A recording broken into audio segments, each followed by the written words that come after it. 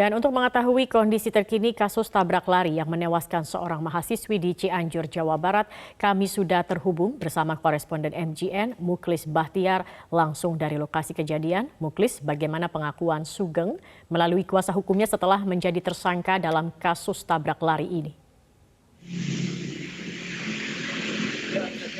Mohon maaf, kami belum bisa mendengar suara Anda, Ya. Muklis, seperti apa pengakuan Sugeng melalui kuasa hukumnya setelah ditetapkan menjadi tersangka dalam kasus ini?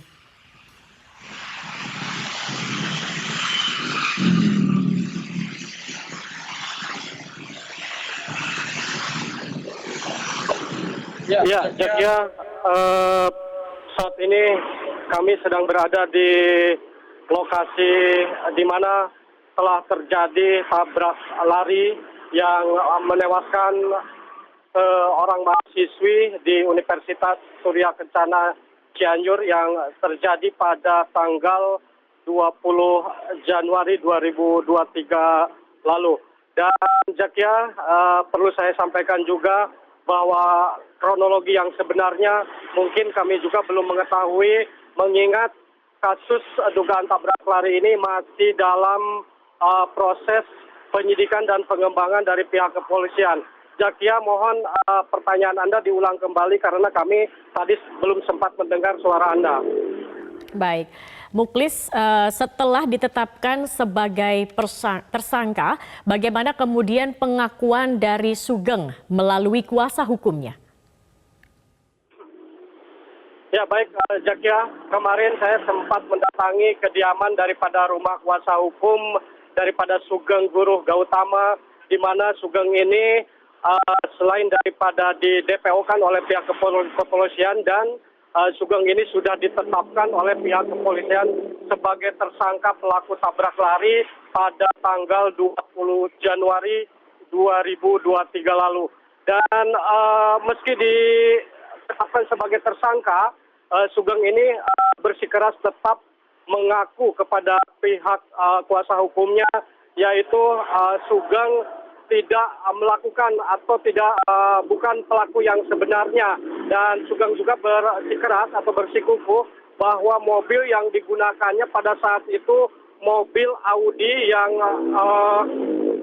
bermerek atau nomor seri A8 dengan nopol B99LS. Namun setelah dilakukan pemeriksaan dan dijadikan alat bukti oleh pihak kepolisian, mobil tersebut plat nomor dan nomor serinya pun menjadi berubah, sehingga Sugeng bersikukuh bahwa dia bukan pelakunya.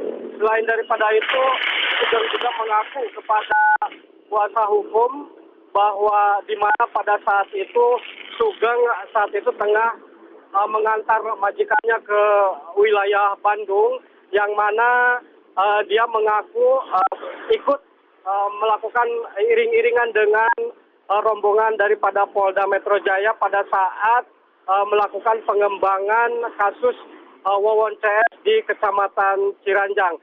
Dan sampai saat ini Sugeng juga masih bersikeras bahwa dia bukan pelakunya dan diduga ada pelaku lain. Dan juga Sugeng ini mengaku bahwa dia merupakan kambing hitam daripada kasus ini, sehingga dia tetap mengaku bukan pelakunya. Namun pengakuan ini bukan kepada kami, tetapi dia mengaku kepada kuasa hukumnya sendiri.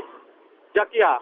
Ya, Muklis, kalau memang Sugeng kemudian mengatakan ia bukan pelakunya, begitu seperti Anda katakan, ia bersikukuh, ia bersikeras bukan pelakunya. Apa kemudian upaya yang akan dilakukan oleh kuasa hukumnya? Ya, Zakia, sampai saat ini kuasa hukum akan tetap melakukan upaya hukum hingga nanti ke proses persidangan, di mana kuasa hukum ini akan mengawal kliennya bahwa kliennya ini diyakini bukan pelaku tabrak lari. Dan kuasa hukumnya juga mengaku bahwa pihaknya sudah mengantongi sejumlah barang bukti, diantaranya ada semacam video amatir bahwa mobil yang dikendarai Sugeng ini sempat dikejar warga, dan di situ Sugeng juga sempat turun dan di mana Sugeng juga mengaku kepada warga bahwa dirinya siap untuk diperiksa di pihak kepolisian, dan di saat itu kuasa hukum juga mengaku bahwa mobil Sugeng ini sudah dilakukan pemeriksaan oleh warga yang sempat mengejar, dan di situ tidak terlihat ada goresan maupun bekas-bekas melindas atau menabrak korban, sehingga mobil Audi yang dikendarai oleh Sugeng ini dilepaskan oleh masyarakat atau warga setempat yang sempat mengejar pada saat kejadian. Dan kuasa hukum juga mengaku nantinya akan akan membuktikan bahwa kliennya ini tidak melakukan atau bukan pelaku yang sebenarnya, dan diduga menurut kuasa hukum bahwa ini ada pelaku lain dengan mobil yang lain, sehingga nantinya akan dibuktikan pada persidangan. Jakia. Jika kronologi ini belum disampaikan, begitu apa yang menjadi kendala? Ya, Jakia, untuk kronologi yang dilakukan oleh atau proses penyidikan maupun pengembangan oleh pihak kepolisian, untuk hal ini kami juga belum mengetahui sedetail itu, karena kami juga tadi sempat menghubungi dari pihak kepolisian. Mungkin hari ini ada agenda-agenda yang tidak bisa ditinggalkan, sehingga kami kesulitan untuk menanyakan perihal tersebut. Dan juga perlu saya sampaikan bahwa kronologi yang sebenarnya mungkin ada pada pihak kepolisian, dan kami masih kesulitan untuk mendapatkan informasi-informasi terkait secara detail kronologi yang sebenarnya, Jakia. Baik, terima kasih Mukhlis Bahtiar atas laporannya.